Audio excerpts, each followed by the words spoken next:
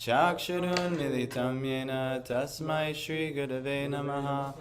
Shri Chaitanya Manobishtam Stapitam Yena Bhutale Svayam Rupa Kadamayam Dadati Svapadantikam Vandeham Shri Guru Shri Padakam Shri Rupam Sagajatam Saganam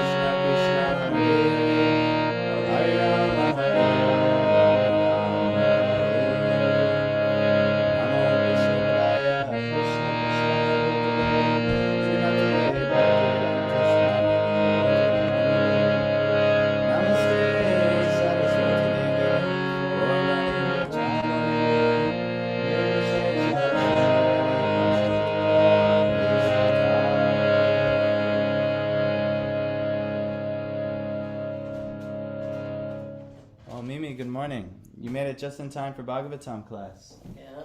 Yes. Like, hold on this thing. No problem. I thought there was a whole bunch of you down here. No, we just make a lot of noise. Just a few of us. Maybe Madhav, why don't you pull up a chair for Mimi?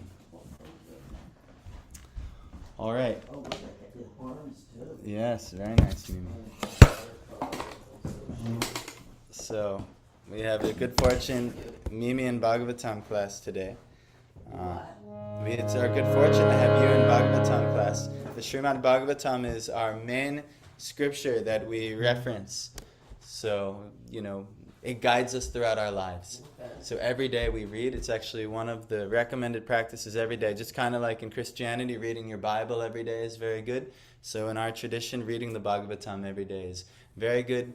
And anyone who does it, they'll learn a lot. And also... yes, it's very inspiring as well. So, Why did they disappear? I don't know. I never know. Madhav, what are you doing? I had a Devotee emergency. Okay, his Devotee almost fell down, so he's changing. And then Piyush, I don't know what he did, but he's coming back. Piyush. P, right? P-U, like P-U, but Ush. Piyush. I started calling them all by their first initial. Yes. Yes, you can call him P, no problem. That's very good. That's very good. So anyway, we're gonna read in Sanskrit here. So it'll start like this. If you want to repeat, you can. Pratyuj jagmu praharshena Pranang tanva ivagatam Abhi sangamya vidhiva Parishvanga vivadanai Prati towards Ujjagmu went Praharshena with great delight Pranam life Tanva of the body Eva like Agatam returned Abhisangamya approaching Vidhivat in due form Parishvanga embracing Abhivadanai by obeisances. Translation: with great delight they all approached him. So just so you know, Mimi, there's a great personality. His name is Vidura. There's so much backstory to Vidura. This is like a great historical narration. But he's returning. He was dishonored by the kingdom, but he was like one of the best supervisors. And then there was a big war. He was trying to prevent the war, but the evil kings were bent on going to war. And then almost everyone died in the kingdom, and now he's actually returning to save his brother. He was the uncle of the bad party, but his brother was the father of the bad party, and he was trying to give his brother good advice, but his brother didn't take it because his son wanted to do many evil things, and he was so attached to his son. So anyway, now he's returning to save his brother because his brother is in a miserable condition. And so he's returning, and now the whole kingdom is so happy to see Vidura again because he was beloved by the whole kingdom. So now we're just going to, if you're wondering what's happening, that's what's happening. So anyway, with great delight they all approached him, as if life had returned to their bodies. They exchanged obeisances or respects and welcomed each other with embraces. Purport. In the absence of consciousness, the limbs of the body remain inactive. This is Prabhupada's purport. But when consciousness returns, the limbs and senses become active, and existence itself becomes delightful. Vidura was so dear to the members of the Kaurava family that his long absence from the palace was comparable to inactivity. All of them were feeling acute separation from Vidura, and therefore his return to the palace was joyful for all. So practically everyone in the kingdom, he was so well loved because he was such a great personality.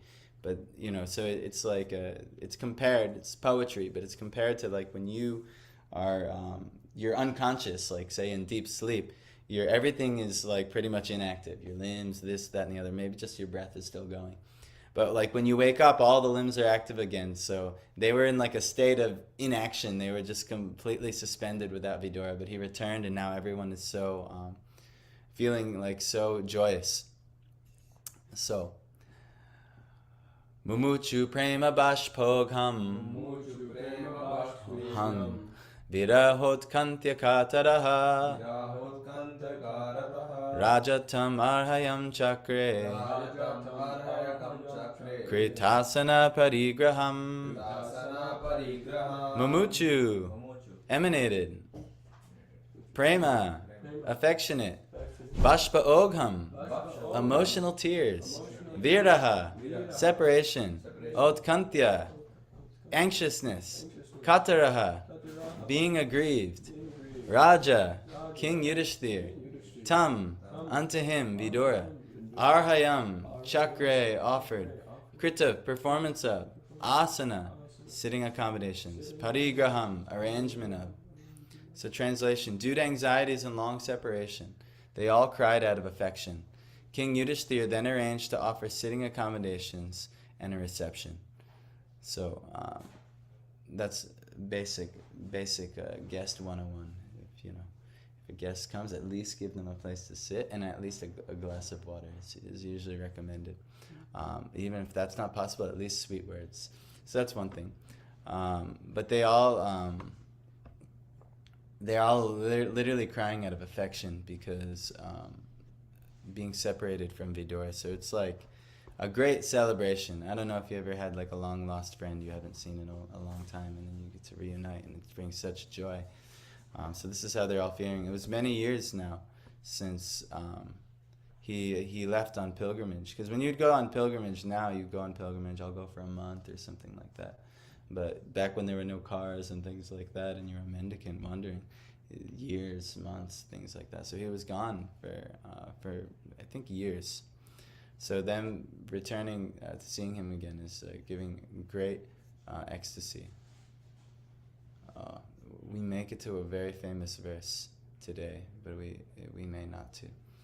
We'll see. So they all are cried out of affection and then arranged for his sitting accommodations and reception. Tang bhukta vantang vishrantam asinang sukhamasane prashraya vanato raja prahate shangcha shrinvatam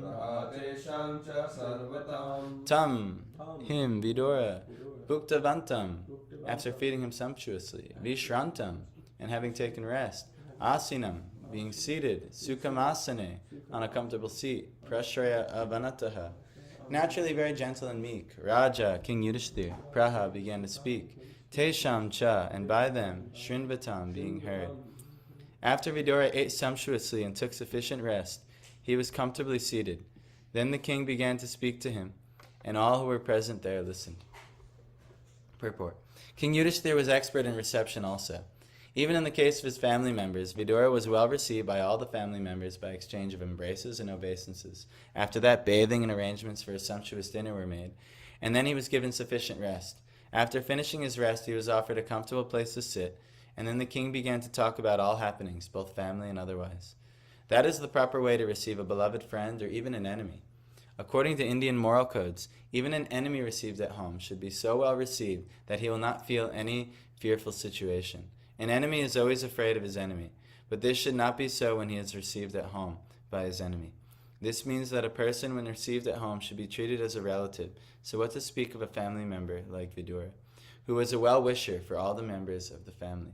Thus Yudhishthira Maharaj began to speak in the presence of all the other members. I can tell you personally that since we kind of opened this place and this kind of became my home, sometimes people have come into the home and even though they usually try, sometimes they'll make like an enemy out of you. It just happens in the material world, there's friction. And so, yes, it's true. Yes, but it just happens actually. So anyhow, but actually though, it's interesting though, because in the home though, you should never feel like, oh, this is an enemy. This is my enemy, So you always actually treat them properly, and it's been very helpful actually. And I've seen multiple times that just being in the home environment, even though someone is very bent on being my enemy, we weren't able to stay enemies because we're in the home. And and there's certain etiquettes how to treat someone in your home, and things like this. So even Prabhupada is talking about even an enemy should be treated with this proper way. So it's actually a great sin to disrespect someone at your home.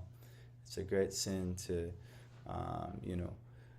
not give them proper affection, not give them proper, especially if coming to, especially as a guest is given a 3-day grace period. Where someone is coming to your home after a long time, and they have a 3-day grace period, they're a guest. So it's not you tolerate, if there are any type of crazy happenings are happening, you just tolerate some things. I mean, some things are unacceptable. Like we had someone bring a dog in the home the other day, and we had to arrange that the dog had to leave, and so did they. But I actually though the ideal way for treating a guest is that you treat them like a friend, and you give them proper reception, depending on their comfortability, water, a seat, maybe food, and so on. So anyway, what's to speak of like your well-loved relative? You give them everything, and so Yudhishthira is giving Vidura all these things. So now we're going to hear Yudhishthira's inquiry to Vidura. Yudhishthira vacha api smaratano yushma pakshachaya sameditan vipadganad vishagnyade mochitayat samatrikaha. Yudhishthira vacha, Maharaj Yudhishthira said, Api, whether, Smaratha, you remember, Naha, us, Yushma, from you, Paksha, partiality towards us like the wings of a bird, Chaya, protection, Sameditan, we who were brought up by you, Vipatgana, from various types of calamities, Visha, by administration of poison, Agniade, by setting on fire, Mochita, release from, Yat, what you have done, Sa, along with, Matrika, our mother. Maharaj Yudhishthira said, my uncle, do you remember how you always protected us, along with our mother, from all sorts of calamities? Your partiality, like the wings of a bird, saved us from poisoning and arson. If you remember the Mahabharata, it was well known by Vidura because part of having a kingdom is you have spies. That's part of kingdom dealings. There's like this diplomatic thing where, one party is there and they have their spies, and then your party also has spies. So Vidura actually had spies that were looking out for the Pandavas. And in multiple cases, it was found out that they were going to be tried to be killed by Duryodhana's party. So he saved them from poisoning, and he saved them from arson. In both of those times. But Prabhupada will say, due to Pandu's death at an early age, his minor children and widow were the object of special care by the elderly members of the family, especially Bhishmadev and Mahatma Vidura.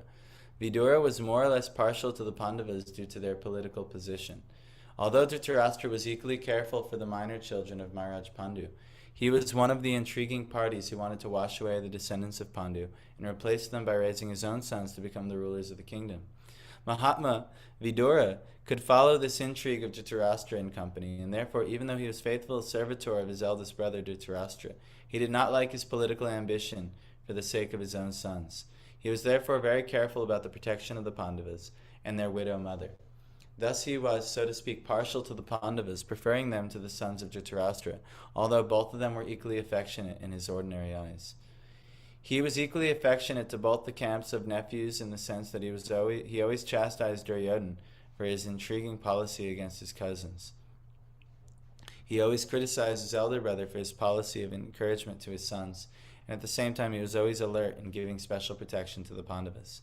All these different activities of Vidura within the palace politics made him well known as partial to the Pandavas. Maharaj Yudhishthira has referred to the past history of Vidura before his going away from home for a prolonged pilgrim's journey. Maharaj Yudhishthira reminded him that he was equally kind and partial to his grown-up nephews, even after the battle of Kurukshetra, a great family disaster. This is a kind of long purport. Before the battle of Kurukshetra, Dhritarashtra's policy was peaceful annihilation of his nephews, and therefore he ordered Parochan to build a house at Varanavat, and when the building was finished, Dhritarashtra desired that his brother's family live there for some time. When the Pandavas were going there in the presence of all the members of the royal family, Vidura tactfully gave instructions to the Pandavas about the future plan of Dhritarashtra. This is specifically described in the Mahabharata, Adiparv 114. He indirectly hinted, a weapon not made of steel or any other material element can be more sharp to kill an enemy, and he who knows this is never killed. So actually, I don't know if you remember this part from the Mahabharata, but The houses of wax or something. yes, it was kind of it was flammable. They put it in like ghee, like everything soaked in ghee. So if it set fire, it would like go up in flames. So how he actually told them is he sent a messenger to Yudhishthira who spoke in like the what's that? Yeah, he spoke cryptically, but he also spoke in a one of the outcast languages, like Amlecha language. So if there were any spies watching, only they wouldn't be able to understand. So it was actually very nice. But he was very, very intelligent, and he saved them. So he said, a weapon not made of steel or any other material element can be more than sharp to kill an enemy, and he who knows this is never killed. So that is to say, he hinted that the party of the Pandavas was being sent to Varanavat to be killed, and thus he warned Yudhishthira to be very careful in their new residential palace. He also gave indications of fire and said that fire cannot extinguish the soul, but can annihilate the material body. But one who protects the soul can live. Kunti could not follow such indirect conversations between Maharaj Yudhishthira and Vidura, and thus when she inquired from her son about the purport of the conversation, Yudhishthira replied that from the talks of Vidura it was understood that there was a hint of fire in the house where they were proceeding.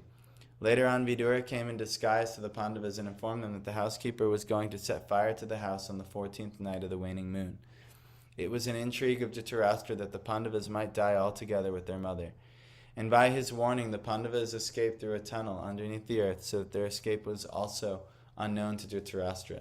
So much so that after setting the fire, the Kauravas were so certain of death of the Pandavas that the Dhritarashtra performed the last rites of death with great cheerfulness.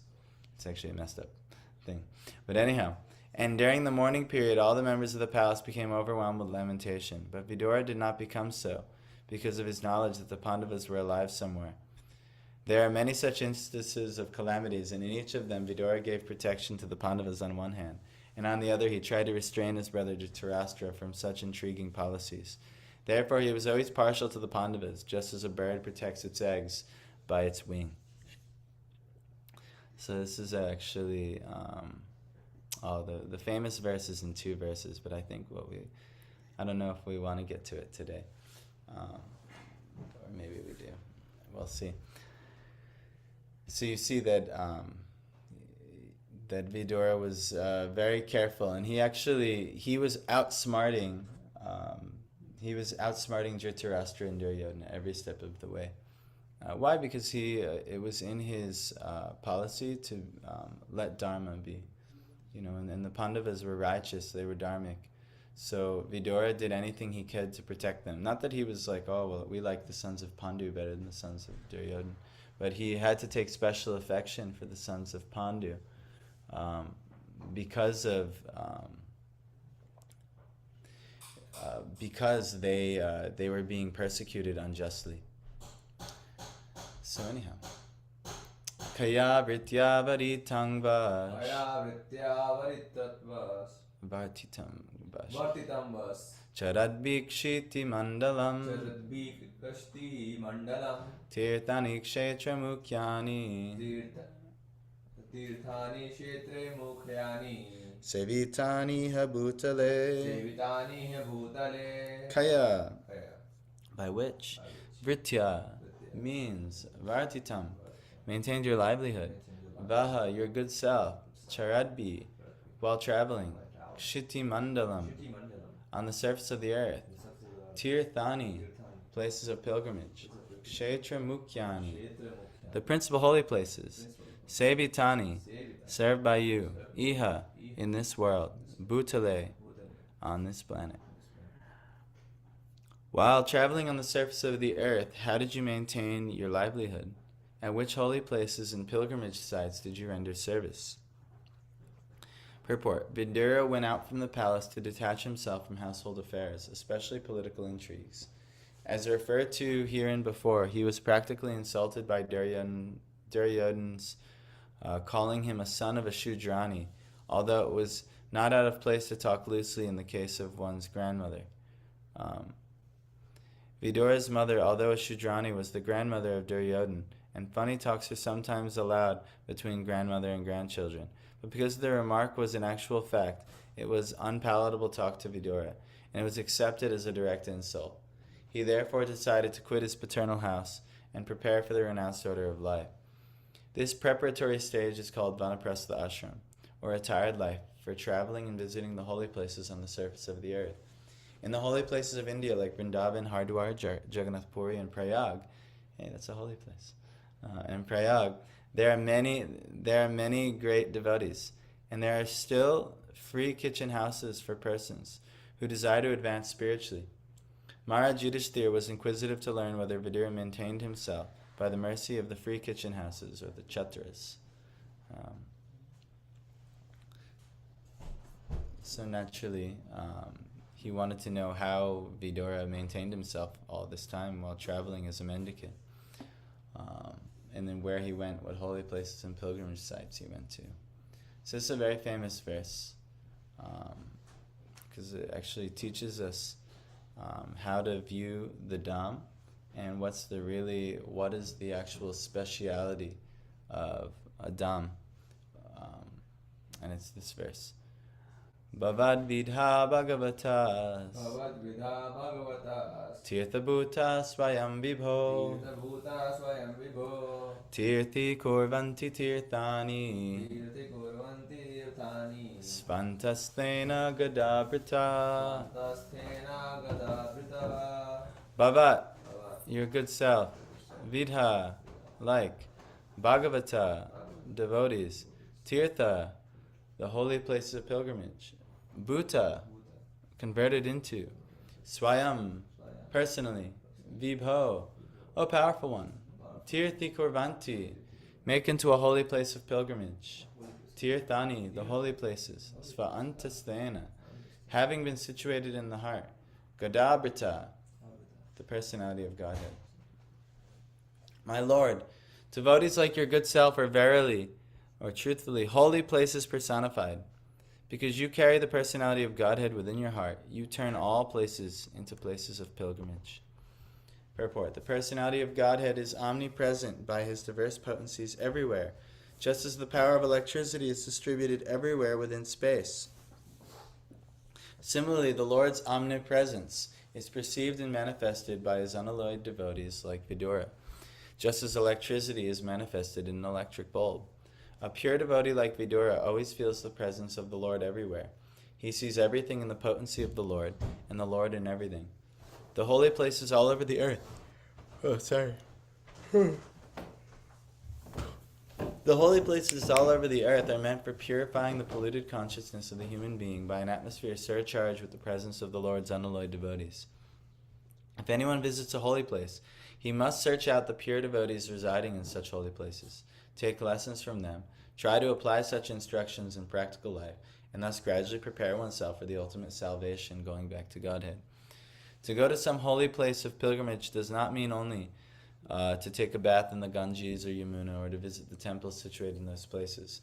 One should also find representatives of Vidura who have no desire in life save and except to serve the personality of Godhead. The personality of Godhead is always with such pure devotees because of their unalloyed service, which is without any tinge of fruitive action or utopian speculation.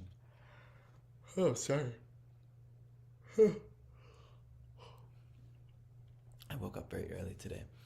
They are in the actual service of the Lord, specifically by the process of hearing and chanting. The pure devotees hear from the authorities and chant, sing, and write of the glories of the Lord. Mahamuni Vyasadeva heard from Narada, and then he chanted in writing. Shukadeva Goswami studied from his father, and he described it to Parikshit.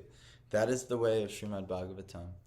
So by their actions, the pure devotees of the Lord can render any place into a place of pilgrimage, and the holy places are worth the name only on their account. Such pure devotees are able to rectify the polluted atmosphere of any place, and what to speak of a holy place, rendered unholy by the questionable actions of interested persons who try to adopt a professional life at the cost of the reputation of a holy place. So, this is actually what makes a holy place holy. It's not, Krishna's feet were here, things like that. Yes, that activity, this spectacular happening happened here. That's wonderful. And for that, because the holy persons will try and remember that, they'll go to that place and they'll gather in that place. But actually, it's the holy persons who make the holy place the holy place. So this is actually very important. They always bring the Lord here. Yes, they always worship the Lord. They always think of the Lord, and they also are. Worshipping the Lord is always there. Yes, but also the main thing is that they're there. The devotees of the Lord are always there worshiping the Lord, and they also they will give practical instructions for somebody who's trying to make advancement in spiritual life. They're not motivated. Like you might go to Vrindavan, and you will probably go to Vrindavan, and you might be disappointed by all the material motivations there. I remember I had a very interesting first steps in Vrindavan.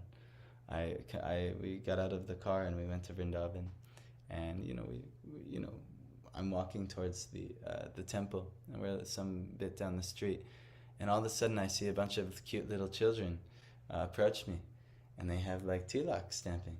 And I said, oh my God, this is so cute. And then I just enter Vrindavan, and then they just start stamping my face with tilak. And I think this was so nice. And I'm thinking like, wow, this is so sweet. I've never seen anything like this. This is my first time to India, And like, wow, we came to the holy place Vrindavan, and this is the entrance.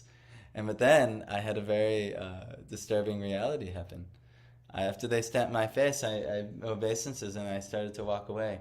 And then they grabbed me, and the change on their faces, it was crazy.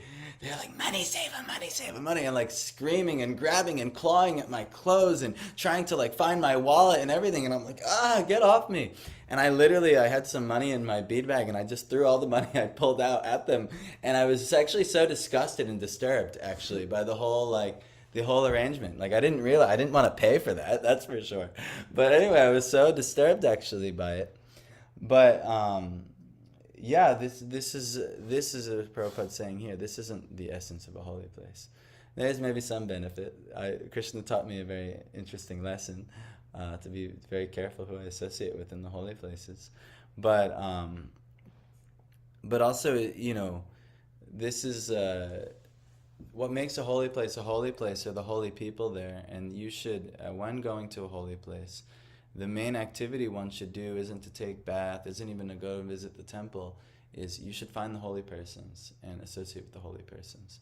So that's why when we invite holy persons here who travel all over the world. Consciousness, not your body. What's that? Just saying, bathe, when you go to a holy place, bathe your consciousness, not your body. Yes. And how do you actually ultimately do that? With association. Yes, you associate with those of the higher consciousness. So when Kumbh happens in Prayag, like the top of the devotees or the top of the mathas, it's called matha is like the place where Yes. like different mathas are there. So those are the gatherings that's happened. People give talks and everything. So Yes. it's like the sangam is of the union of Ganga and Yamuna, but two sangam is of the devotees coming. That's right. And that's what makes that place so purifying. Yes. Not just the river has its significance. Yes. I'm not saying that. Yes. But what truly enhances the conscience is the association with the. Yes. And so actually, that's why Yudhishthira in this verse, he says, my Lord, devotees like your good self are verily holy places personified. Because you carry the personality of Godhead within your heart, and you turn all places into places of pilgrimage. And that's why when we invite holy people here, we're always begging everyone, please take this opportunity. Because why? This place is now becoming a holy place. You're getting like this incredible opportunity. Why? They always carry the personality of Godhead within your heart. That's like, Prabhupada compared it to electricity. Electrical energy is everywhere. It's in the ions and the electrons of the universe, right? But it takes someone who knows how to harness the technology to produce electricity. Let's say it takes an electrician to produce electricity. So it takes a holy person who, Krishna's everywhere. He's everywhere. But it takes a holy person to know how to bring that out and make that available to others. So it's very, very important that we find sadhus in our life. And we hear from sadhus, and we study under sadhus, and we try and study under the most advanced sadhus in the world, actually. That should be our, conviction. We want to hear from the, purest sadhus in the whole world, if we can. That could be a great life mission for anybody. Why? Because they'll teach us and transmit that to us just by being in their presence. We saw just recently so many of even, right? We had our Guru Maharaj come, and one portion of our Sangha all wanted to, take the next step, take initiation, and then we had, another wonderful personality in Prem Prayojan Prabhu come, and then a whole nother portion of our Sangha got really inspired and wanted to, take the next step in their life. What you see actually just by powerful spiritual personalities, it inspires us to go further. So, why? Because they're carrying the personality of Godhead. It's very obvious that the personality of Godhead is with them, and it's attractive.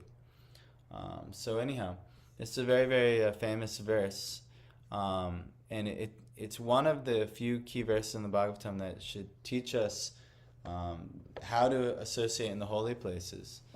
And that's to seek sadhus, because there's so much available there. So anyhow, this is the perfection of sadhu sangha, is finding the most advanced sadhus you can. Not just like, all right, well, hanging out with everyone here at the temple. And that's great, because sadhus will come here, and we are trying to be sadhus, and it's good. It's much better than hanging out with the ordinary public. of the world. But real sadhu sangha is, seeking out really advanced sadhus, so that, and inquiring from them, being submissive before them, inquiring from them, and ultimately serving them. And in this service, they will reveal that sacred knowledge unto you, because they have it, they see the truth already. So that's what we're trying to do. And now that's actually what Yudhishthir and the gang are about to do with Vidura. Now Vidura, they're realizing he always was a great personality, but now after he went on pilgrimage and he got enlightened by Maitreya Rishi, he's like especially potent. So now they want to get his blessings. So we will learn more about that as we continue the Bhagavatam class tomorrow. Grantharaj Srimad Bhagavatam ki